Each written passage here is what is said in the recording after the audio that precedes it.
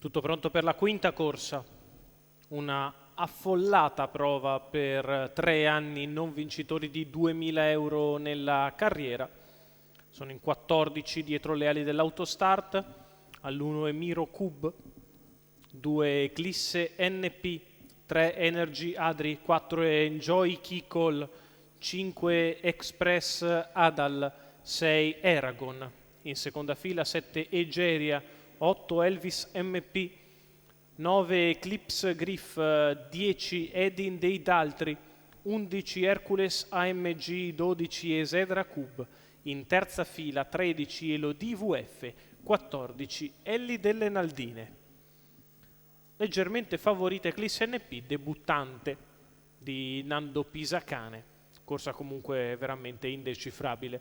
L'Autostart che prende velocità e stacca davanti alle tribune con veloce Eclisse NP che prende facilmente il comando su Elvis MP che parte bene dalla seconda fila. Numero 4 Enjoy Keycall prova a puntare in mezzo alla squalificato. pista Esedra Cub.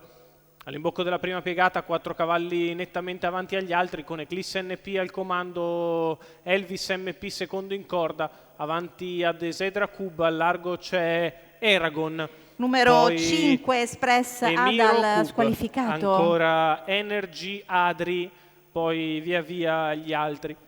L'SNP ha fatto 15,4 per il lancio e completa i 400 metri iniziali in 31,1.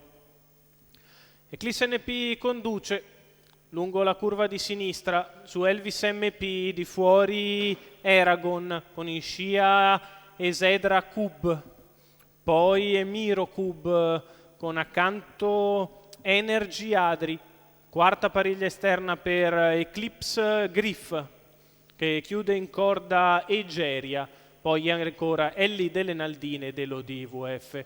Se ne va il primo giro in 1,2 sul piede dell'1,17,5, sempre all'avanguardia Eclisse NP, al largo Eragon, alla corda Elvis MP, poi Emiro Cub. Il chilometro da parte di Eclisse NP se ne va in 1,17,6. Prosegue a passo costante la figlia di Maharaja, a metà della retta opposta alle tribune, prova la mossa in mezzo alla pista Eclipse Griff. Intanto la battistrada ha accelerato, 14,8 per la retta opposta alle tribune.